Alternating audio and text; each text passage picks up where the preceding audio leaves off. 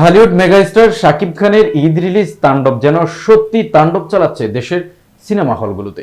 রায়হান রাফি পরিচালিত এই সিনেমাটি মুক্তির প্রথম দিন থেকে দর্শকদের ব্যাপক সাড়া পাচ্ছে। সিঙ্গেল স্ক্রিন হোক বা মাল্টিপ্লেক্স, সবখানেই তাণ্ডব দেখার হিড়িক। তবে পর্দার বাইরেও একটি বাস্তব তাণ্ডবের গল্প শোনালেন পরিচালক রায়হান রাফি।